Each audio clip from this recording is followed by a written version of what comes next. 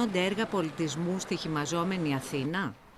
Όσο και αν ακούγεται παράδοξο, σε αυτές τις δύσκολες ώρες, η πρωτεύουσα ετοιμάζεται να υποδεχθεί χιλιάδες τετραγωνικά μέτρα πολιτιστικής υποδομής. Παράδειγμα, το Εθνικό Μουσείο Σύγχρονης Τέχνης. Η περιπετειώδης ιστορία της στέγασής του φαίνεται ότι αποκτά αίσιο τέλος.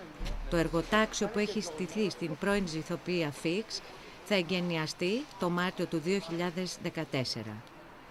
Εθνικό Μουσείο Σύγχρονης Τέχνης, 20.000 τετραγωνικά μέτρα, μια κυβωτός σύγχρονου πολιτισμού. Ο αγώνας και το όραμα της διευθύντριας του Μουσείου Άννας Καφέτσι δικαιώνονται. Είναι 8 επίπεδα, ξεκινώντας από το υπόγειο, όπου βρίσκεται η μεγάλη αίθουσα των περιοδικών εκθέσεων. Συνεχίζουμε με το ισόγειο, όπου εκεί βρίσκεται η μικρή αίθουσα των περιοδικών εκθέσεων. Επικοινωνούν οι δύο αίθουσες μεταξύ τους, σε περίπτωση μεγάλων εκθέσεων. Και είναι όλοι οι χώροι υποδοχής από την πλευρά της Καλλιρόης. Είναι η βασική είσοδος. Υπάρχει και μια δεύτερη είσοδος για τις εκπαιδευτικές ομάδες κλπ. Από τη μεριά της Συγκρού, όπου μπορεί κανείς, βγαίνοντας από το μετρό, έρχεται απευθείας στο κτίριο από τη μεριά της Συγκρού. Υπάρχει το κατάστημα, ένα μικρό καφέ και οι χώροι που οδηγούν στους επάνω ορόφους, ανελκυστήρες κλπ.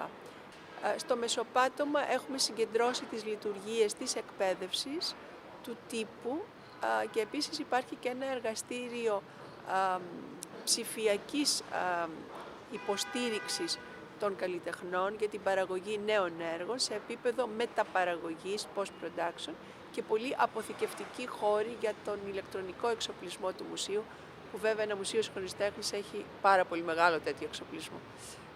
Υπάρχει το παιδικό εργαστήριο, υπάρχει μία μικρή αίθουσα προβολών για μεγαλύτερες ομάδες παιδιών. Πραγματικά υπάρχει ένα πολύ ωραίο τμήμα για τα εκπαιδευτικά μας προγράμματα που δεν είχαμε ως τώρα ούτε καν διανοηθεί.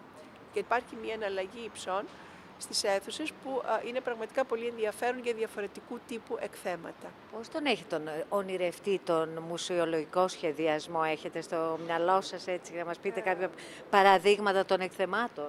Δουλεύω full αυτή τη στιγμή γι' αυτό και αυτή η δουλειά πηγαίνει με πάρα πολλές ανατροπές καθημερινά, αλλά πραγματικά είναι μια πολύ δημιουργική στιγμή.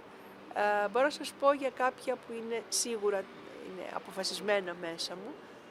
Στο μεγάλο χώρο, αυτόν τον ψηλοτάβανο που είδαμε λίγο πριν, θα είναι η μεγάλη εγκατάσταση του Γιάννη Κουνέλη, με τους πολλούς σταυρούς και αυτόν τον βωμό με τα κάρβουνα στη μέση, ένα πραγματικά συγκλονιστικό έργο, αυστηρό και πνευματικό έργο, και ακριβώς δίπλα σε οπτική επαφή αλλά και γυτνίαση θα είναι τα 99 ονόματα του Θεού, μία βιντεοεγκατάσταση πενταπλή του Τούρκου Κουτλού Καταμάν, ένα έργο σουφιστικό, παραπέμπει στα 99 ονόματα του Θεού στο Κοράνι, αλλά ένα έργο αισθησιακό, ερωτικό, που νομίζω αυτή η αντίστοιξη με το αυστηρό έργο, το δραματικό έργο του Κουνέλη θα έχει ένα πολύ ενδιαφέρον.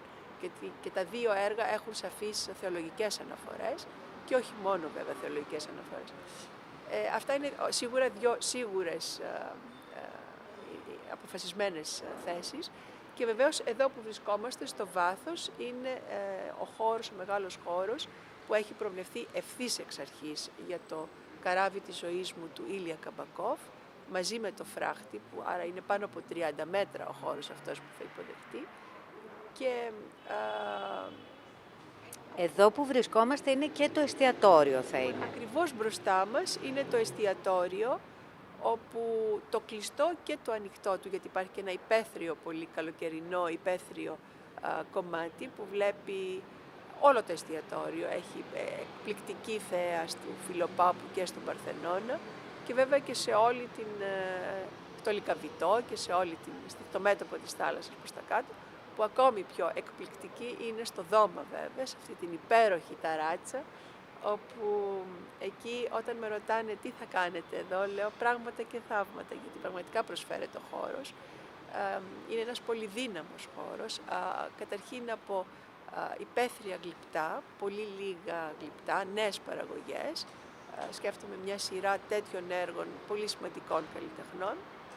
και που θα μένουν στη μόνιμη συλλογή, και από εκεί και πέρα μπορούν να δίνεται για κοινωνικές εκδηλώσεις, μπορεί να λειτουργεί σαν ένα είδος θερινού κινηματογράφου με προβολές από έργα του μουσείου, αλλά και κινηματογραφικές προβολές, και επίσης μπορεί να είναι ένα μικρό υπαίθριο καφέ, γιατί υπάρχει το εσωτερικό καφέ του Ισογείου, ένα φιλικό καφέ, αλλά μπορεί να είναι και ένα υπαίθριο, γιατί η θέα πραγματικά είναι εκπληκτική και η αίσθηση που δίνει είναι εκπληκτική. Και λέμε από την δυτική πλευρά, αλλά και η ανατολική πλευρά, με αυτήν την υπέροχη συνεχόμενη καμπύλη του ημιτού, που δεν μπορώ να μην φέρω στο νου μου τα λόγια του Περικλή Γιαννόπουλου για το φως της Αττικής, κοιτώντας τον ημιτό.